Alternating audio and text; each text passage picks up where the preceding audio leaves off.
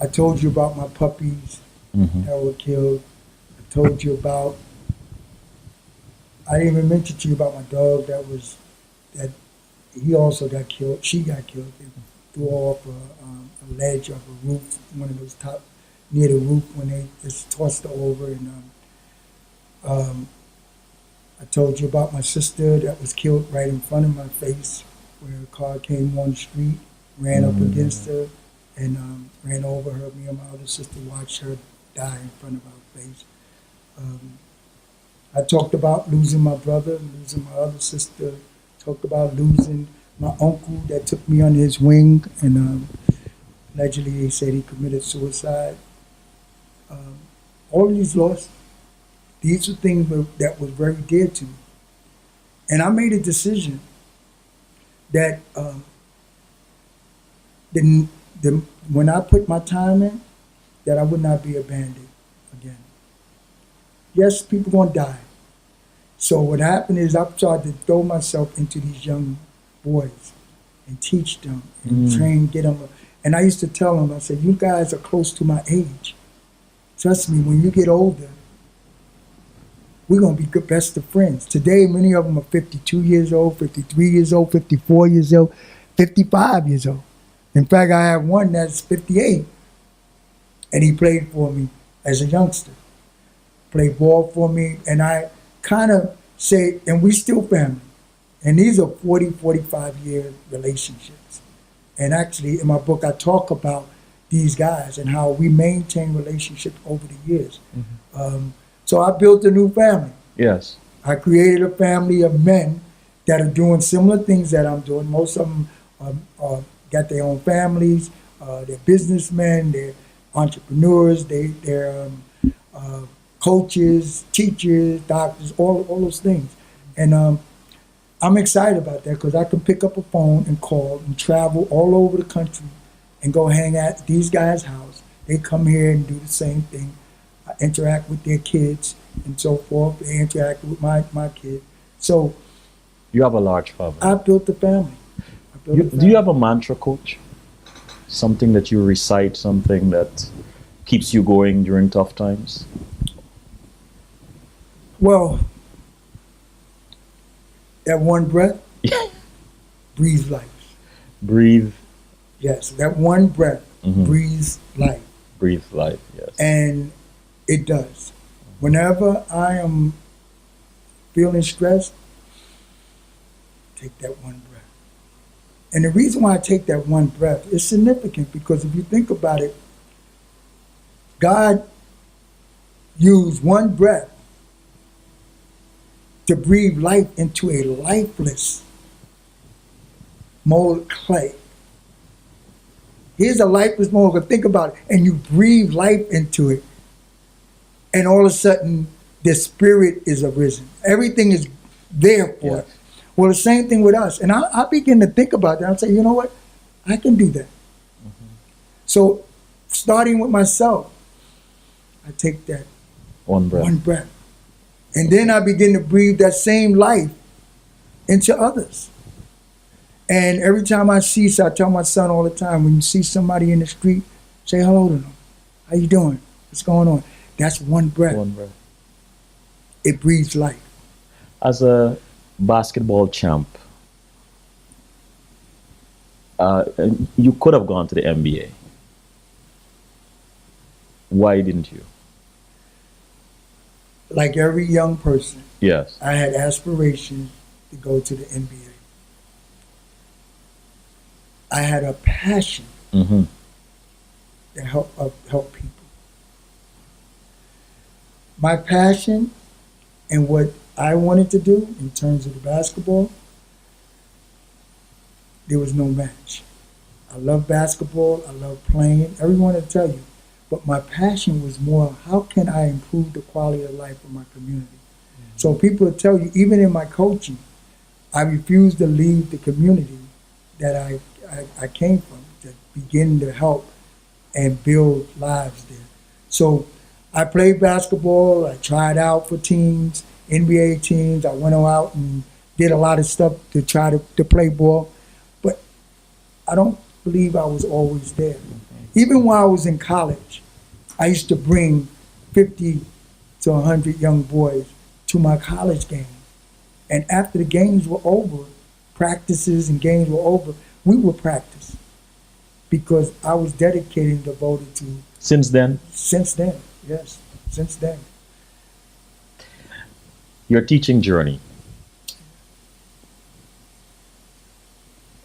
How did it really begin? In college. Mm.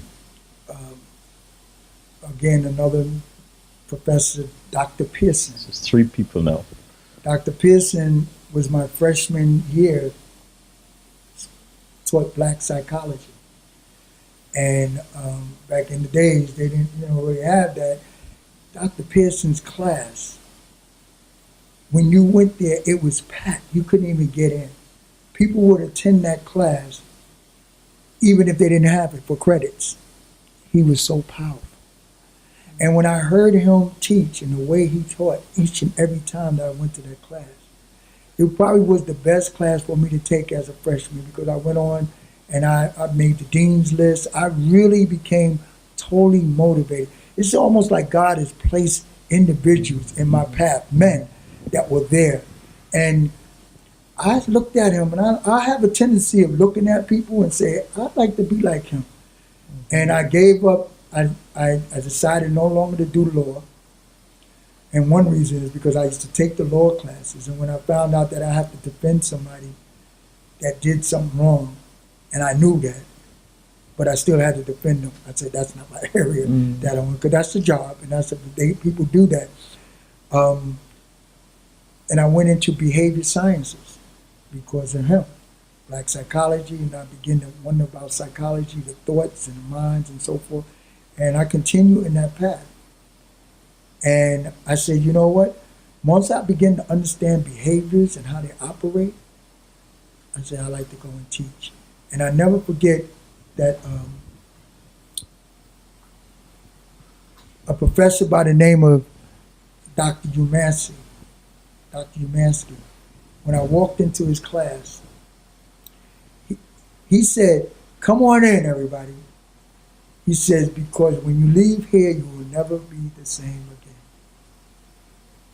I'm like, who's this professor? He taught sociology.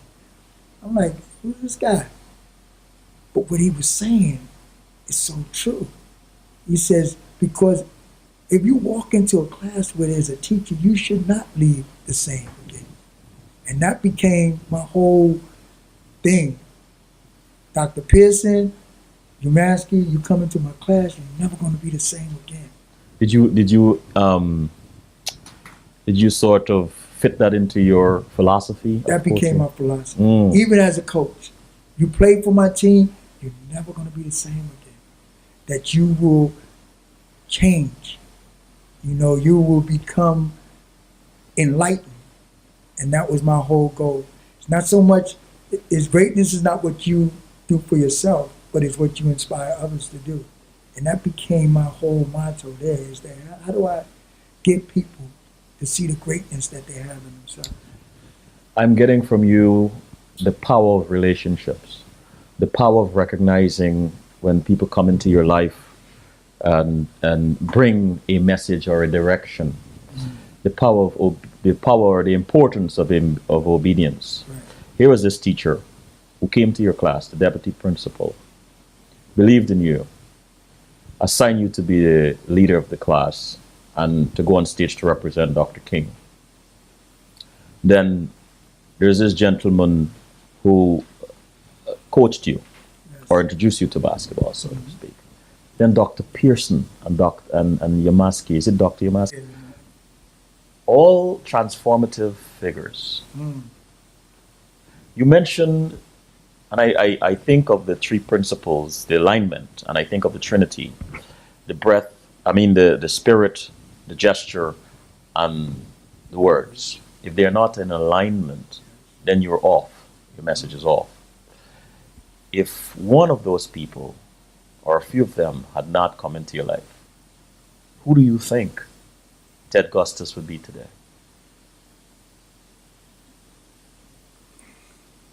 I believe that they were destined to come into my life. I can't even think about if they didn't come into my life. I already knew that these guys, because each step that I've taken, there's always been someone in that path to step there, and for whatever reason, that moment, that one breath that they breathed life into me. And no matter where I was feeling and so forth, that was been the case in my life. And it's always been people like that coming into my life and doing it. And, I like to say that for every wonderful person you meet, every person of magnificence, of great accomplishment, there's always a sculptor or many sculptors. And I think of a block of wood or something in an assembly line or in the hands of a sculptor or different sculptors, and then it's transformed into this magnificent piece. And what you said tonight underscores that for me, that each of us, or any time you've achieved success, you didn't do it on your own. Yes, you were obedient. Yes, you were determined. Yes, you did all those things. But there are always sculptors. In some arenas, they call them angels, but there's always a sculptor.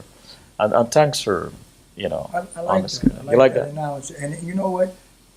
And I'm not finished yet. And that's the key here, because it's so important for my generation, I call the baby boomers, to know that you're not finished. Why do you think you finished? Oh, you can't teach old dog new tricks. I was born that way. I'm going to be that way. I'll never change again. Well, you know what? If I think about not changing and not being that sculpture to keep chiseling away, so every time you chisel, there's going to be some value added to you. And until I move into that eternal transition, into that eternal life that I know eventually happens, I am here to be molded, shaped. And that keeps me youthful. That keeps me understanding things. It gives me relationships that I can have with my son. It gives me relationships I can have with other young people. When I walk into the schools, I'm not there to say I know it all and everything. Teach me, show me, because I'm willing to learn. I want to learn. I have not arrived as of yet. There's so much more. And I know that there's some things that's going to come into my life again. And I know that is part of the sculpturing that you talk about. I want to take a break, but I'm going to ask you this question before, and then we'll take a break. The 5 boroughs, tough, rough boroughs to grow up in for some people, especially boys and young men. How do you get them to focus and straighten up?